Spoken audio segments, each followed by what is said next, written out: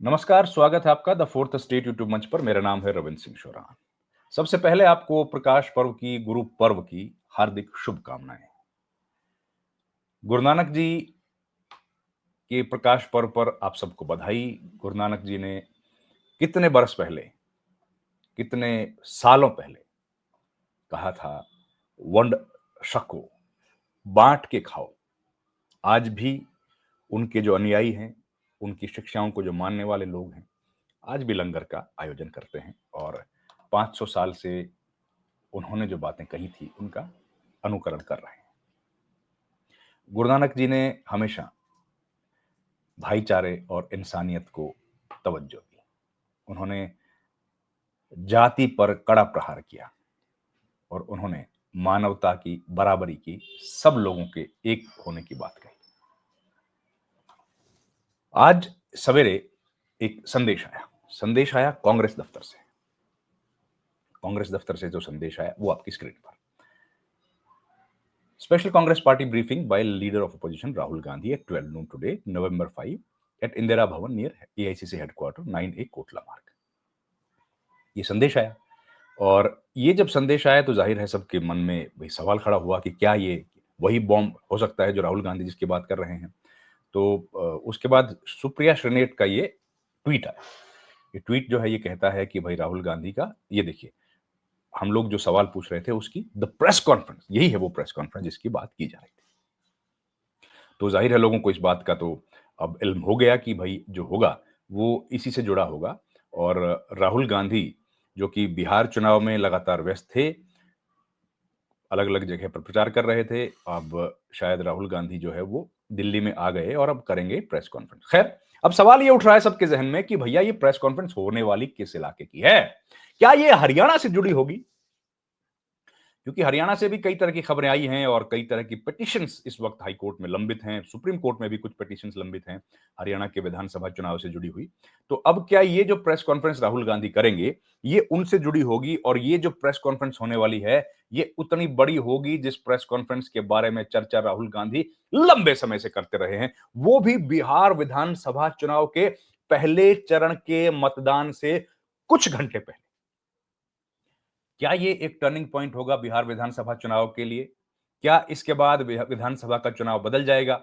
और क्या इस चुनाव की इस प्रेस कॉन्फ्रेंस में कई बातें जो कि सवालों के घेरे में थी, वो स्पष्ट हो जाएंगी और ज्ञानेश कुमार जो इलेक्शन कमिश्नर हैं, उनके ऊपर अब शिकंजा कस जाएगा? ऐसे कई सारे सवाल हैं जिनका जवाब हम और आप ढूंढने की कर रहे हैं कोशिश। आप जानते हैं कि बिहार विधानसभा चुनाव में अब चंद घंटे का फैसला रह गया है और उसके पहले ये प्रेस कॉन्फ्रेंस को बड़ा अहम माना जा रहा है। राहुल गांधी जो लगातार ये बात कहते रहे हैं कि चुनाव में वोट चोरी हुई, वोट चोरी के नाम पर उन्होंने 15-16 दिन की एक यात्रा करी। यात्रा की उन्होंने जो महागठबंधन के तमाम साथी उनके सहयोगी हैं उनके साथ कहां गए, करीब अलग अलग विधानसभा क्षेत्रों में, अलग अलग जिलों में उन्होंने ट्रेवल किया। 16 दिन की यात्रा रही, हजारों किलोमीटर का सफर तय किया। तो उसके बाद अब ये माना जा रहा है कि ये जो प्रेस कॉन्फ्रेंस होगी, ये बहुत जबरदस्त होने वाली है। क्या ये बनारस से जुड़ी होगी? प्रधानमंत्री नरेंद्र मोदी, आप जानते हैं जब लोकसभा का चुनाव हुआ तब सब लोगों को इस बात का शक हुआ था कि क्या नरेंद्र मोदी ने इस चुनाव में कहीं कोई गड़बड़ हुई है? ऐसा क्यों हुआ था? ऐसा इसलिए हुआ था कि ये लग रहा था कि नरेंद्र मोदी जो है वो इस चुनाव में हारने वाले थे और इसलिए वो 6-7 राउंड तक पीछे थे। एकदम उसके बाद आगे निकल गए और तब लगता है कोई गफलत हुई है। क्या ये हाइड्रोजन बॉम्ब जो है वो होने वाला है बनारस का?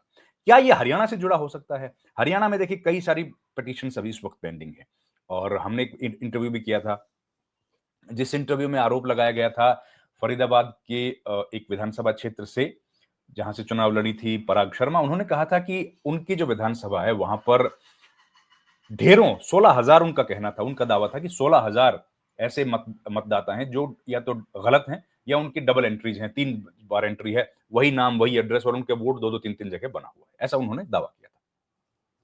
तो क्या और कोई नए पुख्ता सबूतों के साथ राहुल गांधी आ रहे हैं और उनके पास कोई ऐसे तथ्य आ गए हैं कि हरियाणा विधानसभा के दूसरे जो विधानसभा क्षेत्र थे उनसे जुड़े कुछ मामला है?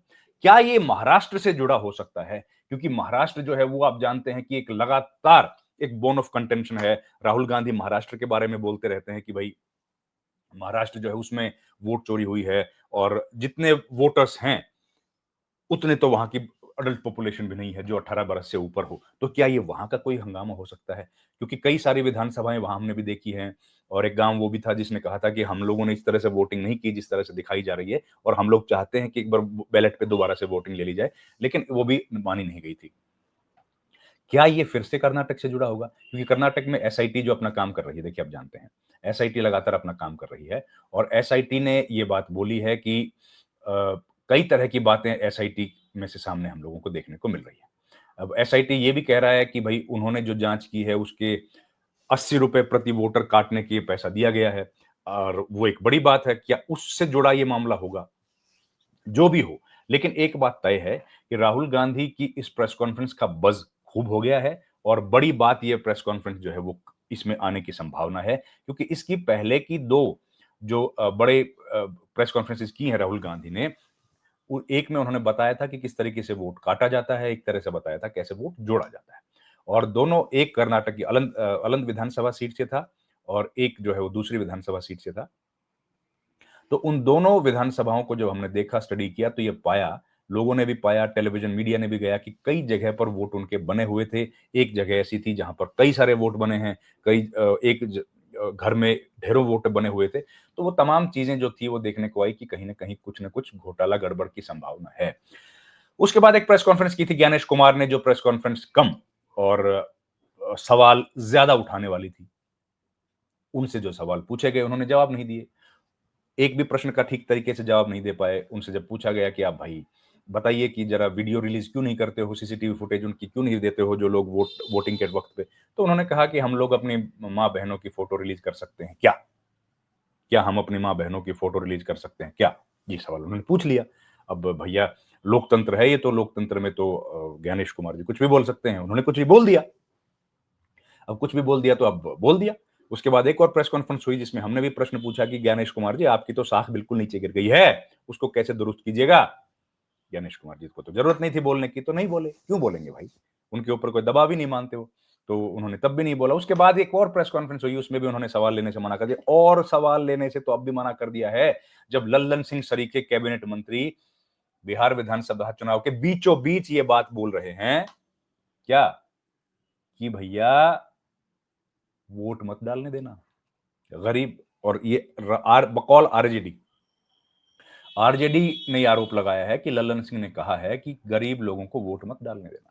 अब बताइए, वोट ना डालने देना ये व्यक्ति जो संविधान की शपथ लेकर वहां उस पद पर पहुंचे हैं, वो कह रहे हैं कि वोट मत डालने देना। अब इस तरह की घटनाएं आ रही हैं। ये जो स्क्रीन पर आपके फोटोग्राफ्स हैं, ये वही फोटोग्राफ्स हैं जो राहुल गांधी बिहार में बेगूसराय गए थे और बेगूसराय में वो जंप कर गए थे नाव से एक तालाब में जहां पर मछुआरे मछलियां पकड़ रहे थे।